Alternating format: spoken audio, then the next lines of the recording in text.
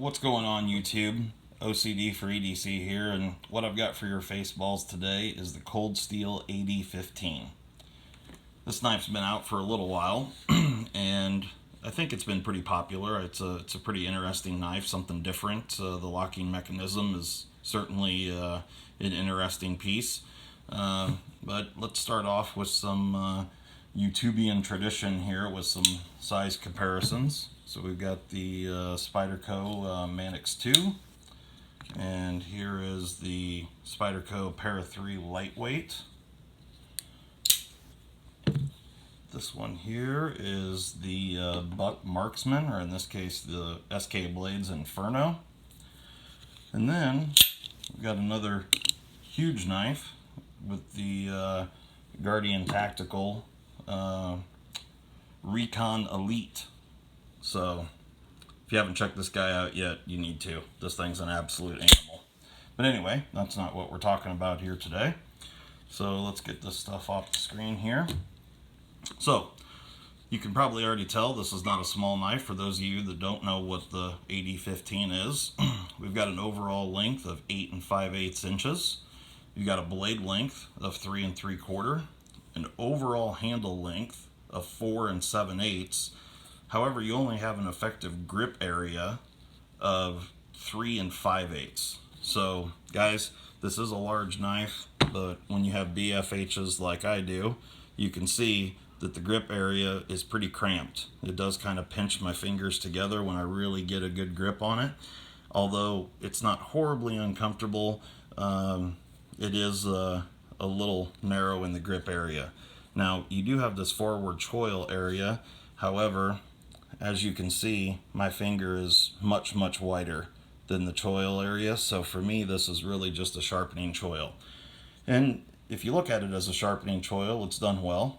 They missed the plunge grind, so that's great. A lot of companies don't do that. So it does work well for a sharpening choil, and that's great. So you're looking at, got blade steel here of S35 VN. Cold Steel has changed up from their XHP. And this happens to be, I think, a later generation. I know when these things first came out, they were hollow ground. This is a flat ground AD-15. But you're looking at a blade height here of 1 1/4 inches. And your grip area, right here, you're looking at 9/10 of an inch, and then back in this area, you're looking at 1.1 inches. You've got a handle thickness of just right at 6/10 of an inch, or 0.59.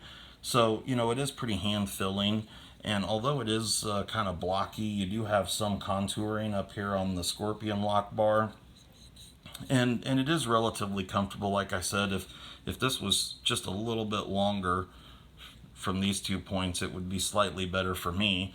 But you also have this jimping on the back of the blade here. It is a little bit sharp, but it does function well. But you know, if you did take a little stone to that or something and kind of knock those corners down, they are a little bit sharp. As we can see here, it is a thumb stud deployment knife. The thumb studs themselves are also a little bit sharp, so you know, you can thumb flick it out, and you know, you probably want to knock these down a little bit as well. This thing will kind of tear your thumb up after repeated use. As far as action goes, it's pretty good. It's riding on phosphor bronze washers, also with some Teflon washers in there, just some really thin Teflon. And so it's very smooth. With the Scorpion lock, you've got this bar here that is constantly riding on the tang of the blade and then falls into a notch. Lockup is really solid, and of course, you know, when you're gripping this knife, you're increasing the strength of that lock.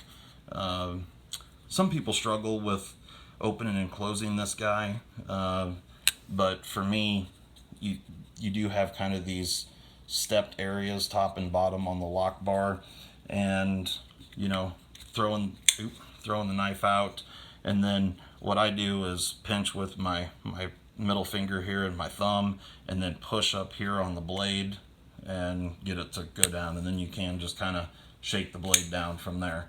So, you know, it's kind of an interesting locking mechanism, but definitely works well, and yeah, visually it's kind of interesting.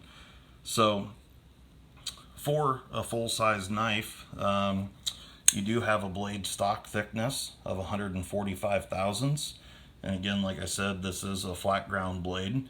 You do have this top swedge here, which is visually looks nice.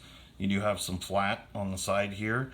Everything's satin, and you've got some opposing grind lines, which you know, look nice.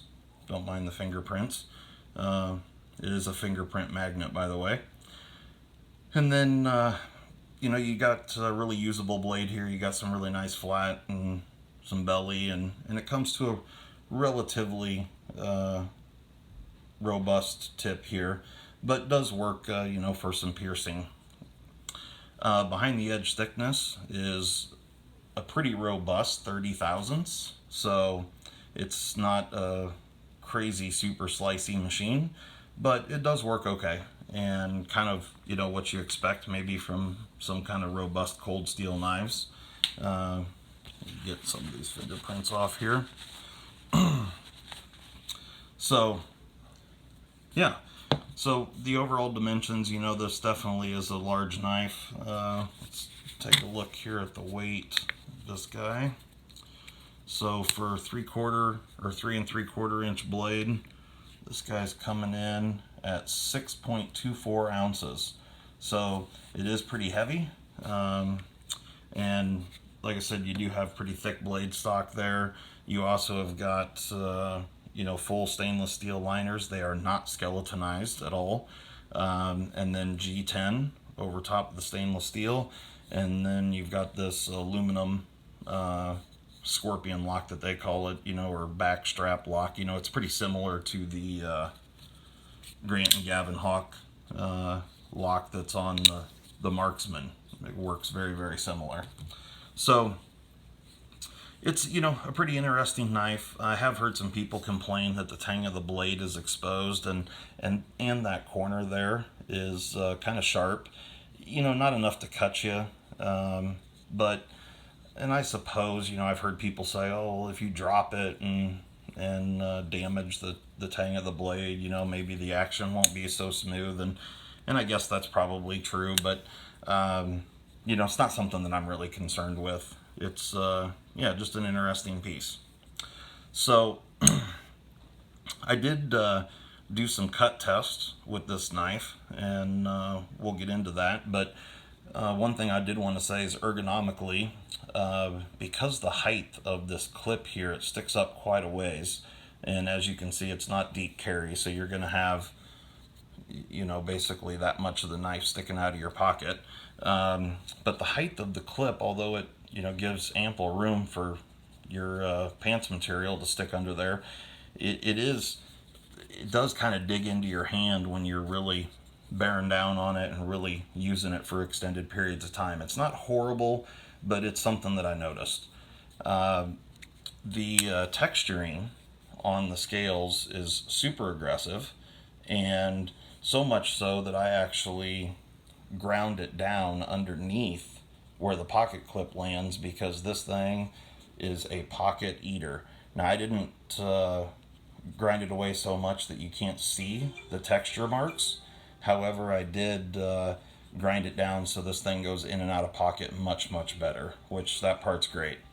So as you can tell, this one is also customized. I did dye these scales. So I did the relief under the pocket clip as well as dyeing the scales. I dyed these scales with just RIT dye, and I used a dark gray. I didn't want them to be totally black, and it's kind of hard to tell here, but I also polished the high spots here on the scales. So just to give it some visual interest, it did kind of turn out cool. The lighting's not the greatest in here to see that, but so what you've got basically is just a flat color in the flats, and then or in the low spots, and then, you know, it's kind of got a sheen on the top of the little textured diamonds there. So yeah, just something to do, and I think it made a world of difference in the way this knife looks. For those that don't know, the original color is like an OD green, and not a very good OD green. It's not very attractive. I don't really know why they chose that color. So anyway, we'll do some disassembly here so you guys can see how this thing works. You do have this screw back here is the pivot for the scorpion lock, and it is just flat on the opposite side, and it does have a little notch in there to keep it from free spinning, so that's nice. So it's captured. Same thing on the pivot for the blade. Same exact piece of hardware, same notch, and so both of them are captured. And then the only other hardware you have here are these little T6s for the pocket clip. The pocket clip is reversible for left or right tip-up carry. But the two pivot screws here with your blade pivot and your scorpion lock pivot, they're both a T10. So let's get into this here real quick.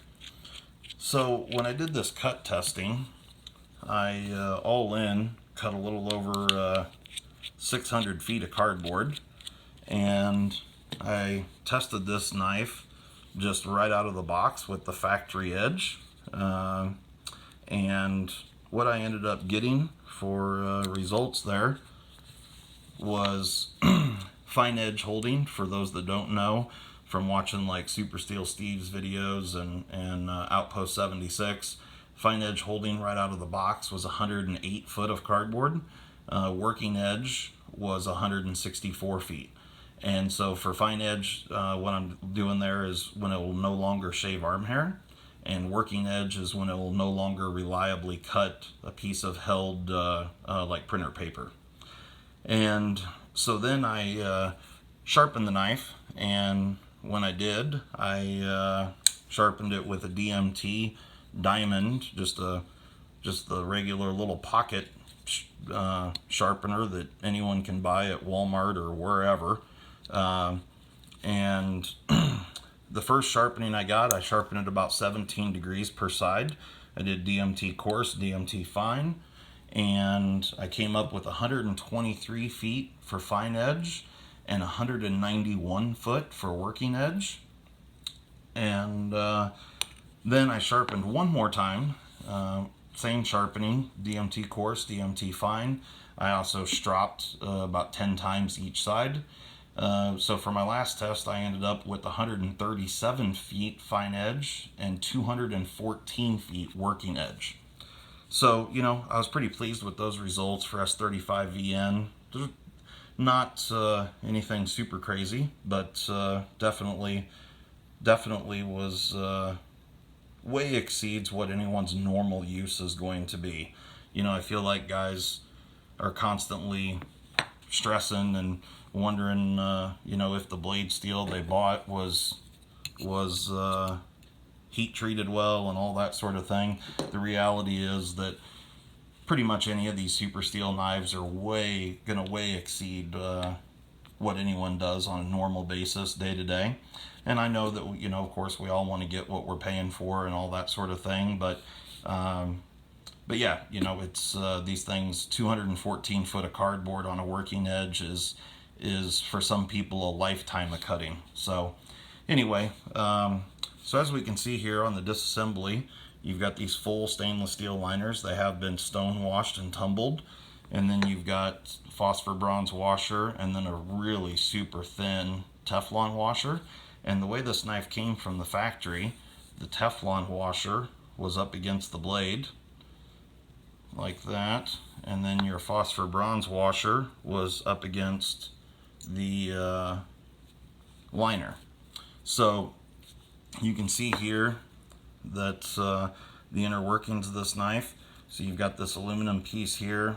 The lanyard tube serves as the stop for the spring, and so as you pull the scorpion lock back, that allows the blade to turn, and that pin goes into that notch there. Same thing on the other side. That little hump right there provides the detent, if you will, for opening the knife.